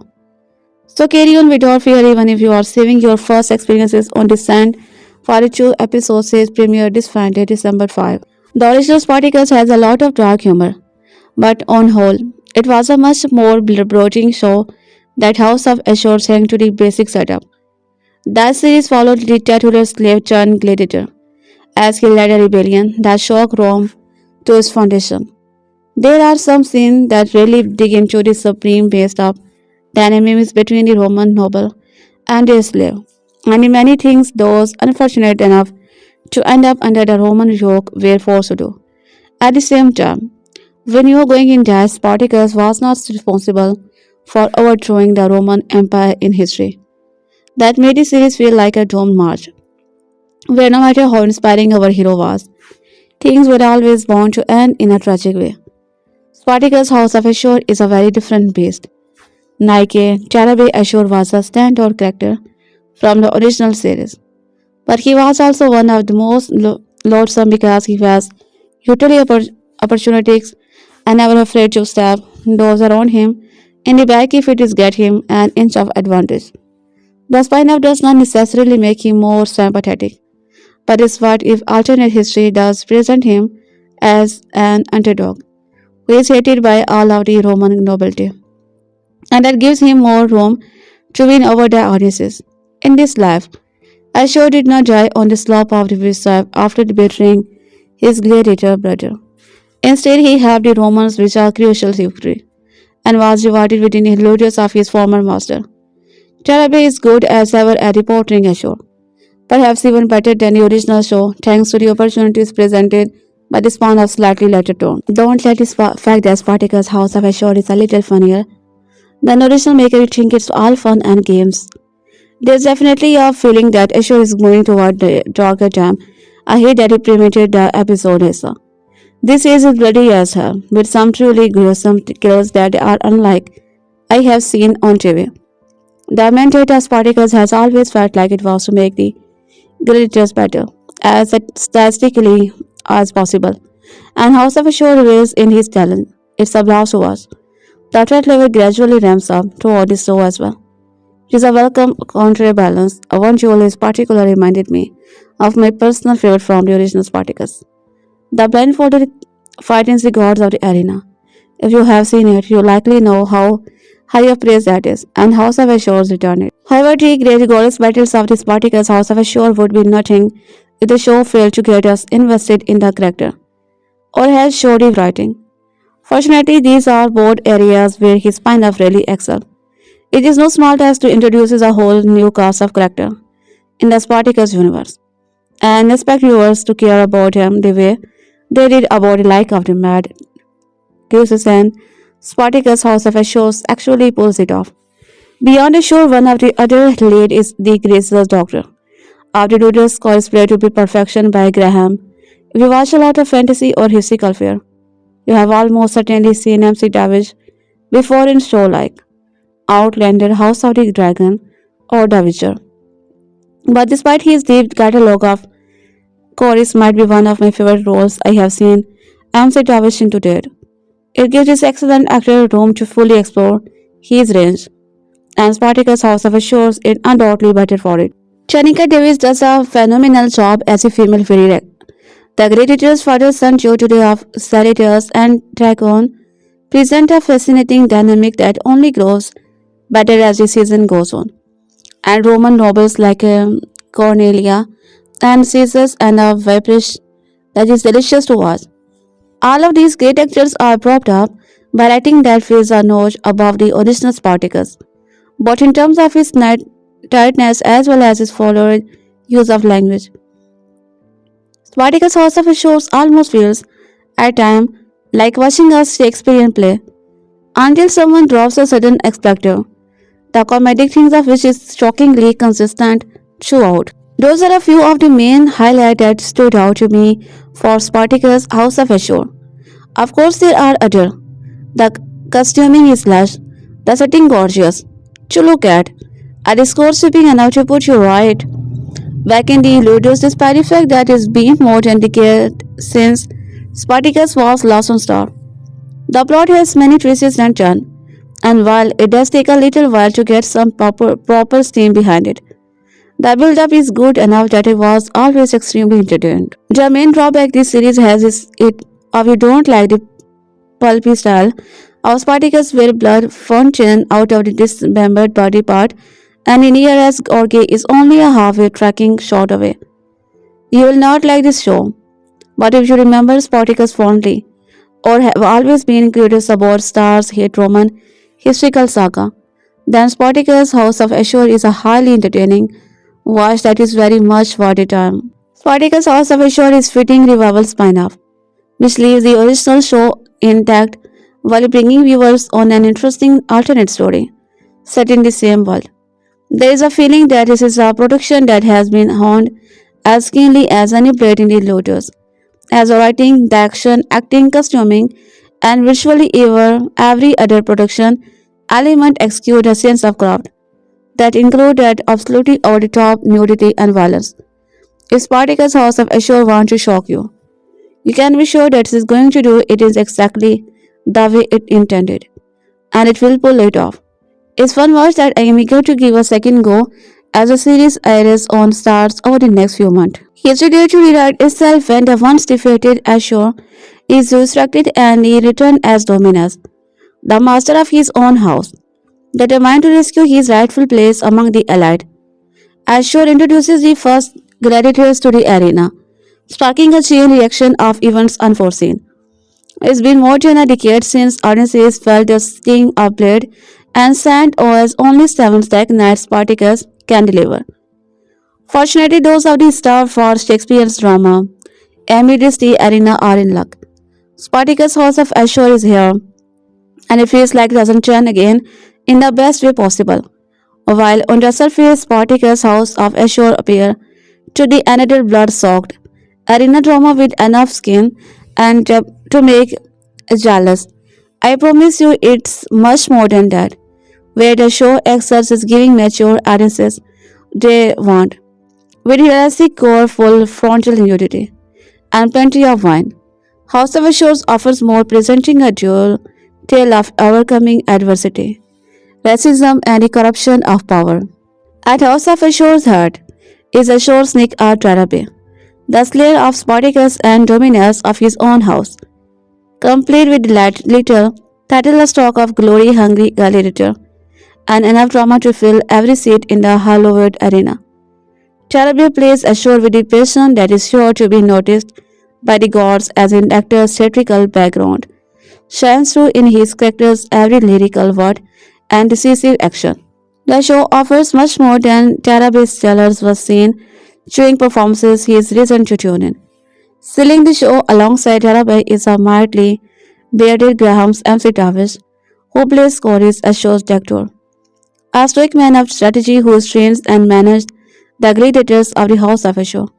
By far my favorite character on this show, MC Tavish explored his range by playing a queer variation between his heart desire and remaining a respected man of the community that does not care for his preferences.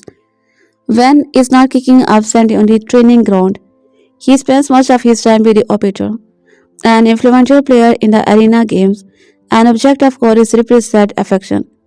Every scene MC Tavish and Gibson share is electric. Their relationship is by far my favorite to watch develop in the show, as their commitment to passion, sincerity, and intrigue is unmatched. Watch for the hot tube scene. You will know what it means, Jill is. If there is another player who deserves her triumph in the spotlight, it's Danica Davis as Achilia, the gods of death, as history's first gladiatrix. Achilia is a part of history in the making, acquired by Ashur and urged first gladiatrix, acquired by Ashur and urged for the arena. Davis plays Achilia with a factory mostly unseen, given the rarity of gladiatrix content in popular culture. Physically and emotionally, Davis is hypnotic, pulling you toward her side with every near defeat, defiant sacrifices, and dominance asserting finishing move. Do not resist mate Achilia, lest you want to end up on the receiving end of immortal combat like fatality. Plenty of other performances make their way through the blood and dust, including those by Claudia Black, India, Sarah Smith, and Jan Hamill. Still, the first 5 episodes of this series offer more than visceral violence and opportunities to create drinking game using the word coke. The show's political intrigue is also delicious, with every bag LA dealing and Senate for shakedown having consequences that spread throughout all of Rome. Someone is always scheming, no one is safe, and people move on plan without warning, leaving surprises attack unexpected even to their own audiences. There is one skirmish in particular unexpected, particular that has such a genre beginning that I audibly gasped and swore in surprise. While I have love only seen the first 5 episodes of Spartacus, House of Ashur, I eagerly await by the chance to see the remainder of the season. Between the show's unique dialect, unflinching approach to arena combat, and inclusivity about sex, relationship, and race, House of Ashur is firing on all cylinders so far. 12 years after Spartacus' final, the franchise continued. Starz distributed Spartacus, House of Ashur, which bring back the titular character, popular from the franchise. The Sword and Sandal epic has already enhanced the critics, as it debuted with a perfect score on Rotten Tomato. Created by Stevens S. DeKnight, the show brings Nike, Tarabay back of dead. However, even with a popular character, Spartacus' House of Ashur has proven to be extremely divisive as the audiences fully disagree with the critics and called out the show for being too woke. The series features 100% approval from the critics out of 10 review. The Hollywood Reporter's N.G. Han wrote, he is promising that House of Ashur seems to be understand that if it is the NFCW player that draws in front first, is a growing attachment to these characters and a lives that will keep us on the hook. Colliders David Ewing argue. Spartacus House of Ashur essentially pulls out the miraculous leaning on the mythological of ancient Roman, believed to rewrite history and give a character a new lease on life. CBR's own Martin Carr praised the sequel series as a worthy entry in the franchise, writing, there is such a solid fan base for Spartacus that the sequel has little to worry about. Tarabay has barely aged a day in the 12 years since the original final, and any evidence of this only worked to his advantage. The original series, which consisted of these 3 seasons, all featured score over 80% from the audiences. Season 1, Blood and Sand, and an exciting 88% Season 2, Spartacus. Vegans featured an 86% approval, while Season 3, Spartacus, War of the Damned, also had an 86% approval. The limited series Spartacus God of the Arena featured a 93% approval score. However, the new entry has a disappointing 45% falling debut. One review write, show is a bore. I gave it a chance because of the original Spartacus show was amazing and here I say was better than the Game of Thrones. So this show was better feared and it just woke me. A different person complained about how the reviews aggregator website deals with the review, claiming that bad reviews are removed as review bombing, claiming it reviewers who obviously have no agenda beyond pushing work politics give a bad show a good review. That's absolutely fine with RT. And make no mistake, House of Ashur is bad. A different person wrote, Rotten critics don't care about good storytelling, they're just like anything that checks a walk box.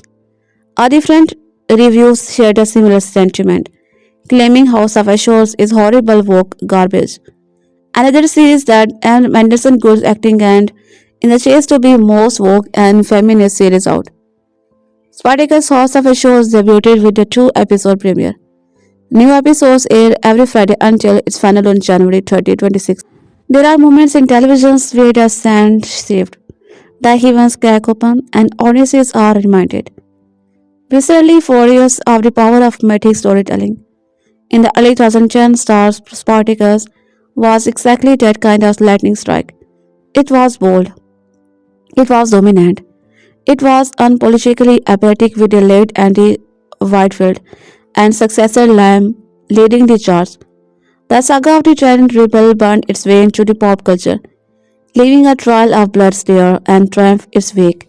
When Spartacus War of the Gems closed the chapter on this legendary rebellion, many believed the tale was sealed in the annal of television history forever. But the gods apparently had other plans. The curing and creative artistry of series creators Stevenus DeKnight the world of Spartacus return, but not as expected, not as a retreat, not as a more resurrection instead. It arrives reborn in a flame and fury as a what-if saga of sickening ambitions. This is Spartacus, House of Ashur, a ruthless new version of the Roman world, and it is without questions one of the most baddest and premiers of the year. With blood, descendants, political venom, and a towering character. Transformations, House of Ashur, Right Knight, and the franchise with volcanic fears. The series, the snake who survived, and now for the first time, the serpent became the master. Set after the defeat of Spartacus in the original series, House of Ashur poses the questions. What if Vilnius Syrian had not died on Mount at the end of Spartacus? And what if he had been gifted a gladiator school once owned by in return for aiding the Romans in killing Spartacus and putting an end to slave rebellion? The bloodless decision House of Ashur makes and what instantly elevates it into much-watched territory is its core premise, a divergent timeline where the cunning Syrian slave Ashur seizes a moment of perfect and ends the life of Spartacus himself. In this alternate history, fate is rewritten. Ashur claims victory, and his ambitions does not go rewarded. Elevated by none other than Marcus, Ashur is granted status, wealth, and dominion. Now the Lanceta of the newly Christian house of Ashur in Capua. He stands in a position to he never dreamed possible, and must navigate a labyrinth of Roman to keep it. The series wastes no time diving into the supernime politics of Roman elite, where power is an endless feast, and every participant is ready to step through the table. This is where House of Ashurs electrifies the scene. DeKnight takes everything audiences loved about the original series. Gladiator's spectral moral rapidity, thrills and pivot into a razor-sharp examination of political manipulation, class ambitions, and the taxing pull of power. The rebellion may not be the focus this time, but the war of control is just as fierce. Mika Tarabay has always been one of the great scene stealers of the Spartacus franchise. His Ashur was a masterclass in slavery charisma, a villain so delightfully hateful that you realized every moment he slattered across the screen. But here elevated too late. Tarabay with a magnitude that feels like the only natural evolution of everything he's built before. He becomes the underdog, the schemer, the survivor, the master, and in this new story, the unlikely protagonist. Tarabay's performance is rich, layered, deeply cunning, and at times unexpectedly vulnerable. He wields manipulation like a blade, but he also carries the soul of man who has clawed his way out of the dirt his entire life and refuses to fall back into it. Watching him maneuver through Roman's elite, outlinking, outplaying, and outslinging everyone in his path is addictive television, pure and simple. This is a character we once loved to hate. Now is devastating twist of narrative genius. We root for him. Tarabay commands every second of screen time. He is the pulse of House of Ashurs and absolutely deliver. This new series introduces a House of Bold and Brazen character, further expanding the intriguing world of House of Ashur. Graham delivers a titan of performances as Corys, the Doctor of the House of Ashur, a former champion of the arena John Freeman, who served with honor, grit, and unwavering loyalty. After 10 years, made its long-awaited return to Starz this past Friday, with the two episodes premiere of House of Ashur. A new spin-off that imagines a world where the Syrian never died, but was instead the one to kill the while the series has been scoring a high mark from critics on Rotten Tomato and currently a 100% rating. However, that's not the case with the show's audience score. As expected, House of the Ashur is facing all sort of criticism for featuring a female gladiator, otherwise known as a gladiatrix starring Danica. As Ashur's new acquisition whom he hoped to mold into his champion in the arena. House of Ashur has been the target of negative review from those who believe the series has gone work thanks to her addition to the franchise. Currently holding just a 45% rating from fans on Rotten Tomatoes once this currently reviewer wrote, "Go woke or go broke. The series are done," adding aloud all the seasons until it's crap. Another wrote a lengthy, digestible mansplaining how women wear never gladiators and don't belong in the arena with a man. Another epic series destroyed by feminist disillusion. To incite a woman as a gladiator is beyond insulting to anyone with any concept of history or reality. Women were never gladiators, they are too weak, too slow, and too small. They would be killed instantly. Nothing has changed. Women have never been Navy SEAL, Delta Force, or any allied combat group because, once again, women are too weak, too slow, and too small. Women have Barbie, showing in a woman gladiators completely divorced from any historical reality.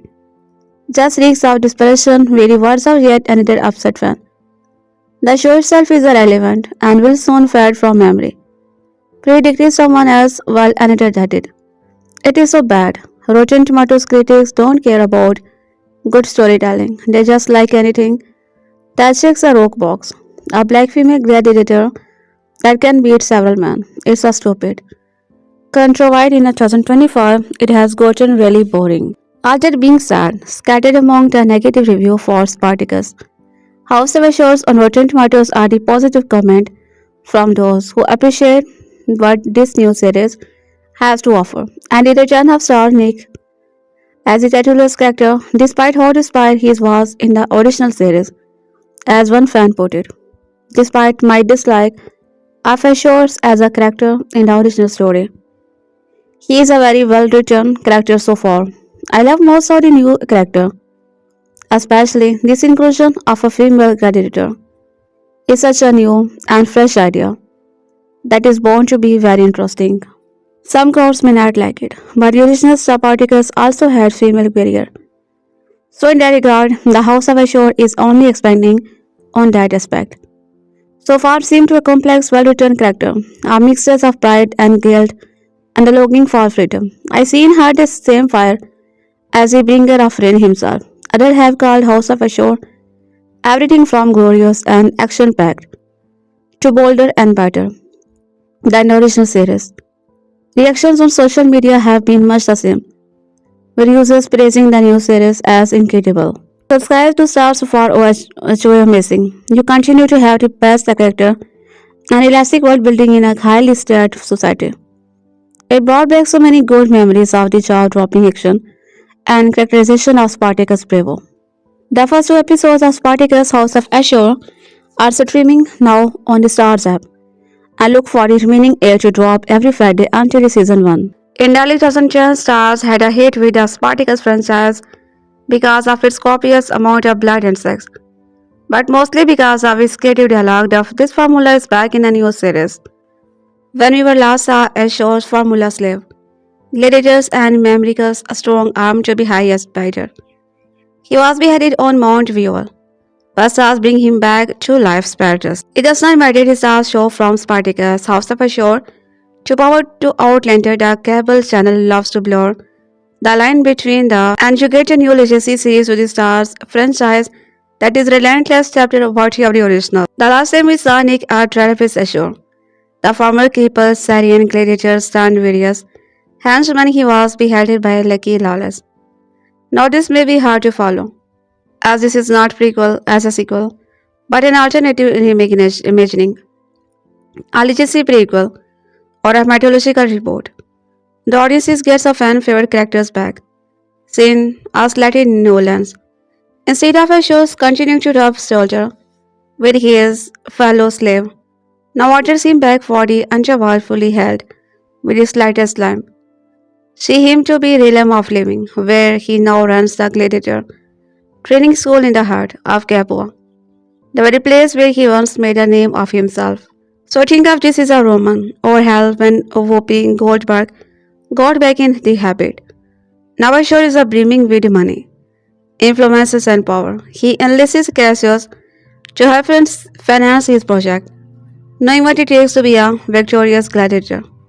He knows that he needs. He sees dollar sign when he finds David so good in stealing role in project like Cabinet of Curiosities and it will come to Jerry.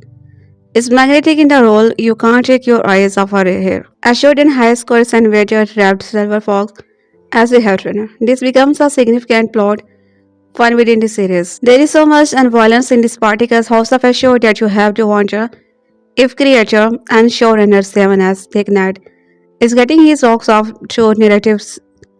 However, it was embarrassed by Game of Thrones, However, the inspection here is that the entry has no grace between its carnal violence and soapy steam. Frankly, it feels like it is one after the other. The series is not for the faint of heart. This is not an organ or bone that is not left on the sand covered floor. The first two episodes will test how much gore the viewer can handle. Of course, this series starts with variety and power dynamic. Almost every fantasy series has reached for George A.R.R. Martin. That being said, Spartacus' House of Ashur is almost always entertaining, a soap that man and woman will both enjoy, which is why it is seriously worth watching. Even the Roman, theoretic, and Shakespeare-like become intuitive. The show is a cheap, quick shot of underline for fans of the genre, depending on the level of the sophistication you require in your entertainment. While the series lacks the narrative complexity and production design of its peer, Spartacus is one of my favorite action shows ever. So much so that it inspired one of my book series. So here it was returning for more was exciting news. But how it was returning was bizarre and kind of hilarious. The new show is Spartacus House of Ashur, focusing on a villainous character from the original series. What's right about that? Characters get spin-off series all the time. Right, well, in this case, Spartacus ended with Ashur getting beheaded. So how is this going to work exactly? The concept is just, okay, what if this did not happen? That's the long and short of it. This is just some alternate timeline because who cares why? Ashur is a great character, and Spartacus was a great series. So let's just bring him back and run with it. Here is the synopsis. Spartacus House of Ashur explores a what if scenario where Ashur survives the event and is rewarded with the gladiator school he once served. The series follows his rise to power as a dominus in the brutal world of the Roman gladiator. A part he takes with the help of fierce gladiatrix named Achilles. The show premieres on December 5 on Starz, but reviews are coming in. Those reviews have at present produced a 100% Rotten Tomato score for the show. I gotta say, not exactly what I was expecting. Don't get me wrong, I love the originals, but it is not exactly high growth, critics pleasing entertainment. But looking back to 2010-2013 when the original series aired its 4 seasons including one prequel season, the show wasn't scoring this high. We had Spartacus Blood and Sand Season 1 52%, Spartacus Gods of the Arena Season 2 73%, Spartacus Season 3 not enough reviews for a score, Spartacus War for the Damned Season 4 69%, Spartacus House of Ashur's Parallel Universe Season 5 I guess 100%. Granted, there are not a ton of reviews in yet, but those that are effusive. Here's a rogersaber.com. It offers user narrative in a world where prequels and reboot threaten to stifle our originality. A spin-off series that not only honor the legacy of its predecessor, but one that at times rival it. Variety. Overall, Spartacus House of Ashur is a dynamic follow-up to the previous chapter. A classic tale of rehabs and have born out in ancient Rome, where power means everything. DeKnight word is as entrancing as ever, in making a woman who is scared both physically and emotionally. Creator, showrunners, executive producers Simon S. DeKnight and his writers have fleshed out a character who could have just been a plot into one that is a welcome addition. So not that many reviews, but these are major outlets streaming in, and they all love it. The 10 episode season while will arrive this Friday. December 5 on Stars and clarity, it's not one to be missed, even if you have to subscribe to Stars. If does not matter, the Stars show from Spartacus House of Ashur to power out under the cable channel loves to blur the line between action-packed and soapy prestige. Now infused blood and guts, melodrama with some sharp. It's been a long 12 years since the bloodiest, sexiest hoe on television last aired. 7 as DeKnight's Spartacus, loosely based on the historical gladiator turned rebel who came to be challenged Rome.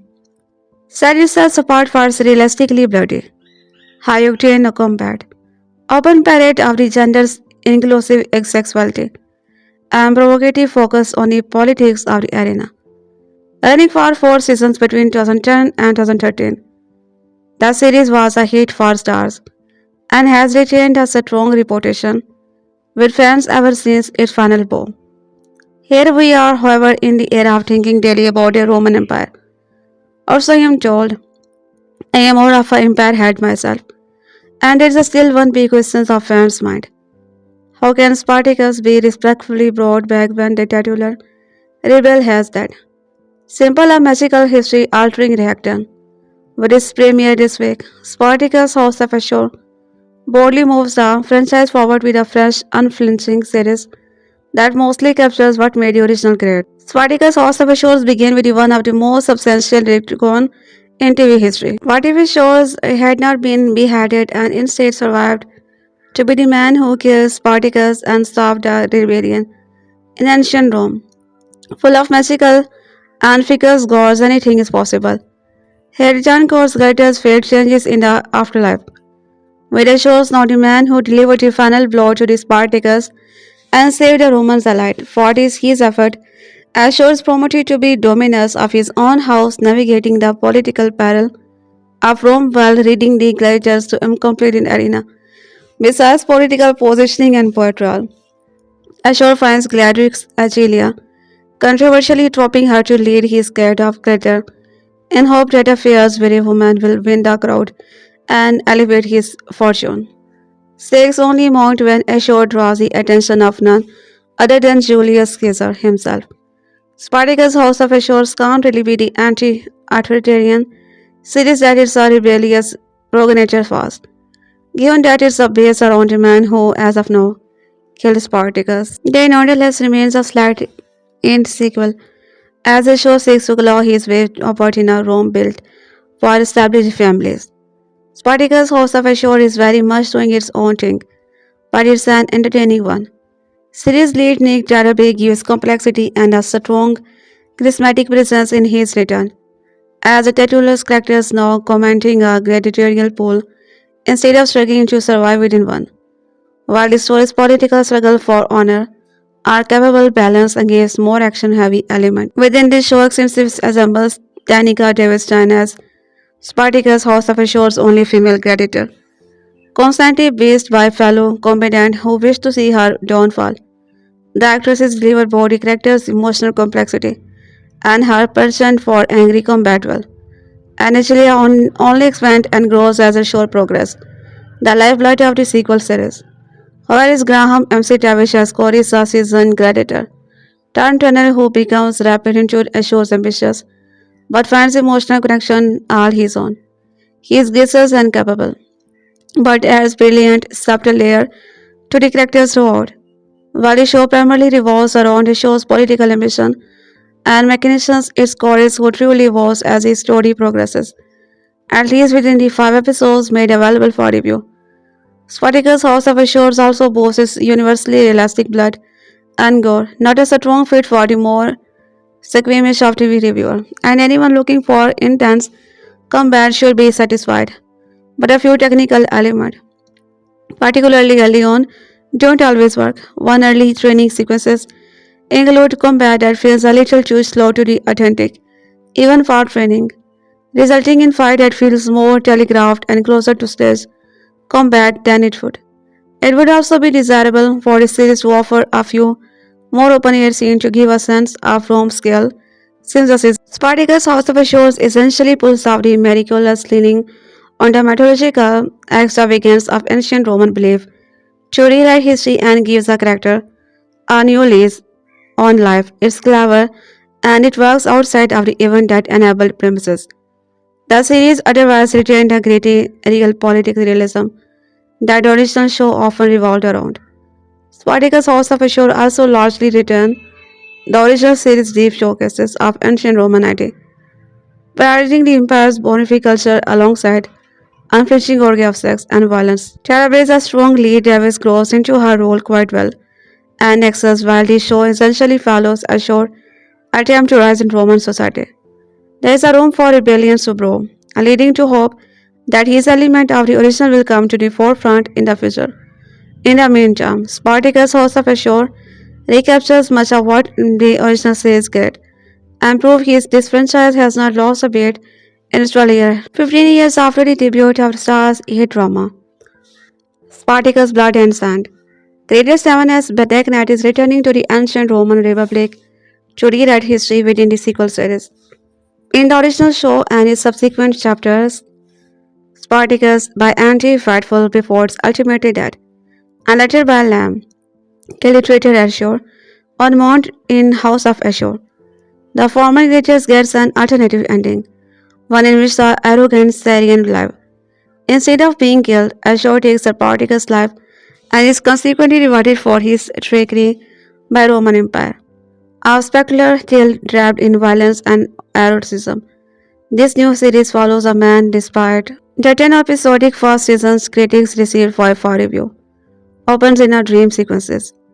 Instead of meeting his nemesis, Ashur turns against Spartacus to aid the Roman soldier for his effort, which is include the company of his body slaves Hilara and Mercia, as well as Chorus, the doctors in charge of training his gladiator. He is still the laughing stock among the elite, who accuse him of stabling Spartacus in backlighter crowd. There is a much to be gained for all under the banner of the house of Ashur, should it actually extend. Ashur's gladiators, especially the ambitious Targon and Chorus, are eager to bask in his notoriety. Riches and freedoms the champion status would bring them. Unfortunately, Ashur's idea to achieve this goal infuriated everyone. When the recent champion is in the arena, Ashur and Chorus had to be dogs where the enslaved are held, looking for a potential new fighter. There Ashur finds himself distracted by a chained woman getting the best of God, mesmerized by her agility and fearsomeness. Ashur purchases her, renaming her Algelia, and forcing Chorus, much to his horror, to train her as a gladiatrix. It's a role that is neither mentally nor physically prepared for. Like its predecessors, Spartacus' House of Ashur is absolutely bursting with sex and violence. These themes are so embedded in the series that they function as plot points in their own right. The amount of sex and nudity depicted would undoubtedly leave the most liberal-minded viewer blushing inside and outside of the gladiators arena. DeKnight highlighted how brutal and volatile this world truly is.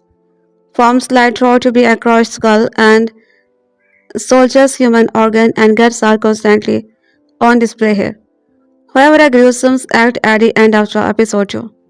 Foreskin is sure to shock disease. Moreover, while the majority of the action center on the street fighting and the arena, Spartacus' House of Ashur also peels back the trickery woves into the era's politics.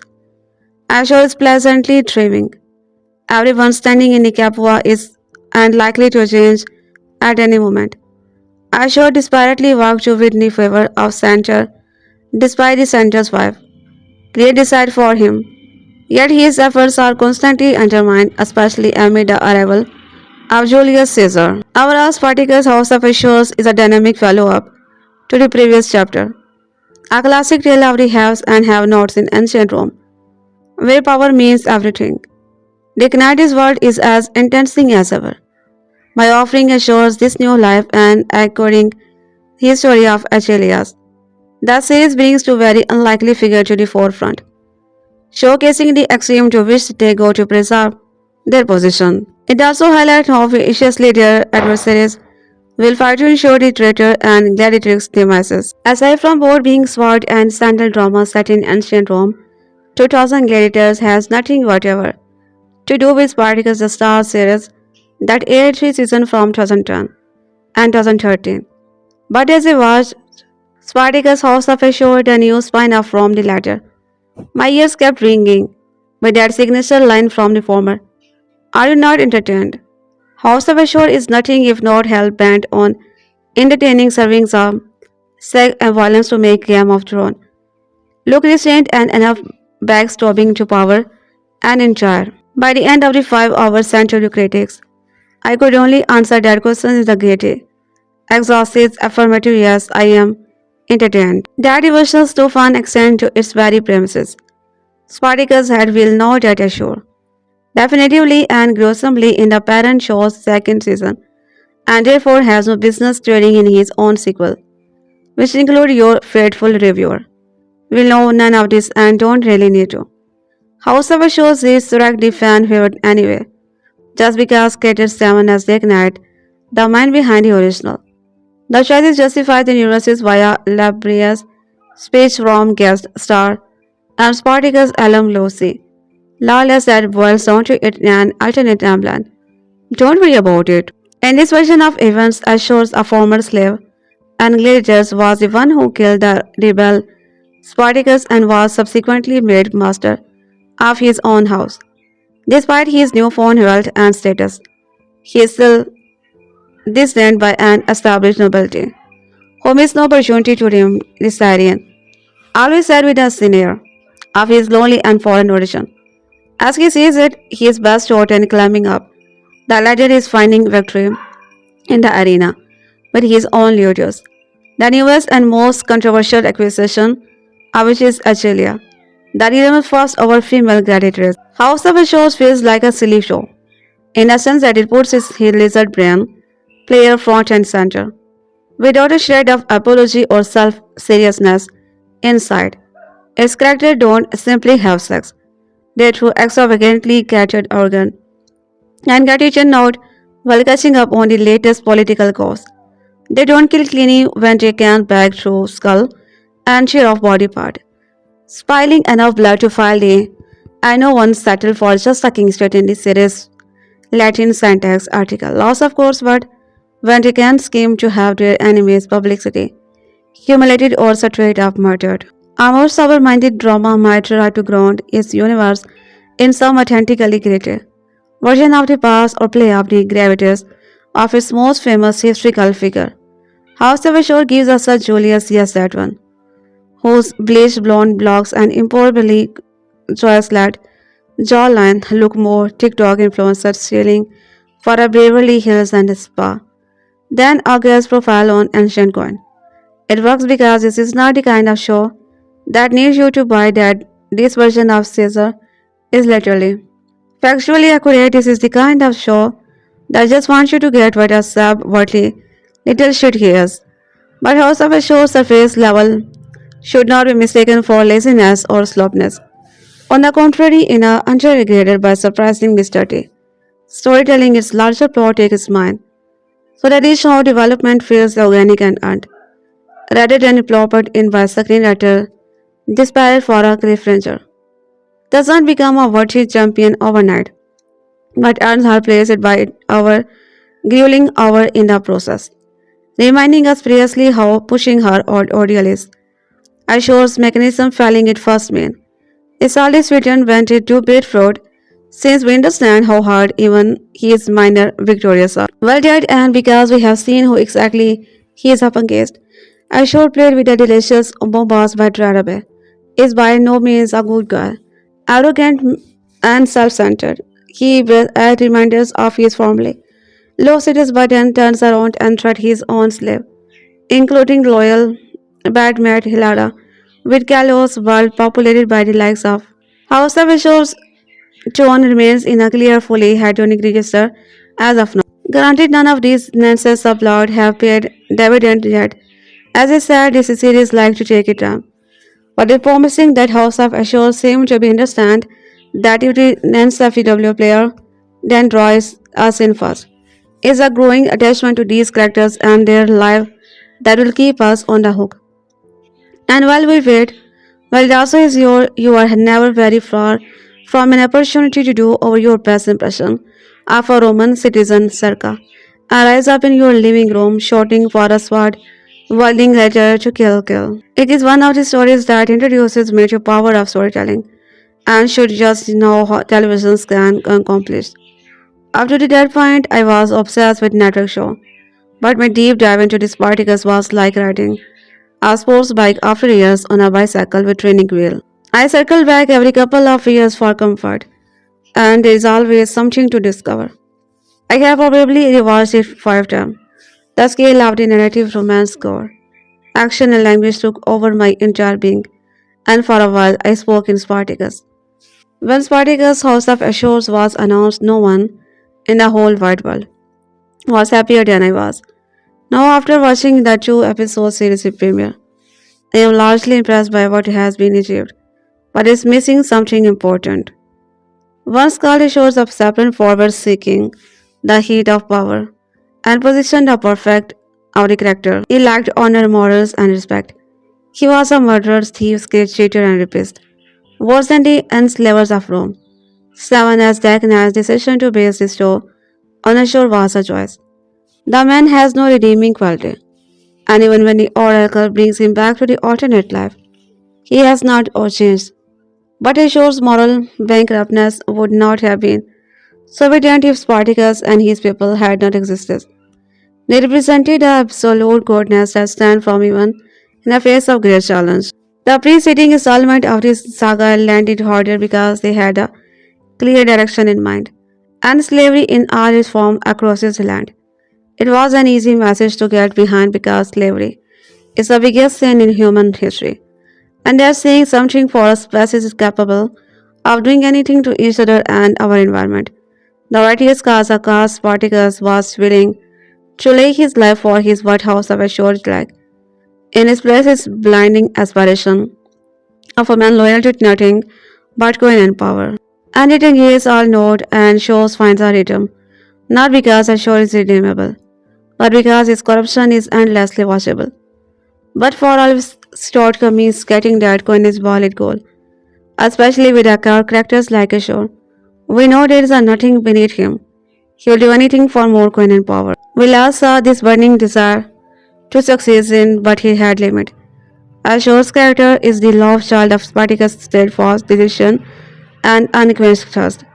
Pulls a neat trick to bring the characters back to life. Afford him an opportunity in Rivaldo experience. However, they don't give any justification for doing this. This is a show's presence in the afterlife, instead of the Christian's version, where something in the dead burns of eternity. You relive the best version of your life over and over. Is this way of exacting revenge of Ashur's part in destroying our life? The show does not say, and the silence is either genius or a fatal flaw. The House of Ashur's biggest fate in his ability to recapture this world without missing a beat. It really feels like we never left. It doesn't seem like 12 years have passed since Spartacus, the war of the damned. The nostalgia here started when we find ourselves in the House of Ashur. For me, the house of this houseless character is like nothing else in Rome, and seeing the ludus once again full of gladiators is exciting. Something are the same yet much has changed.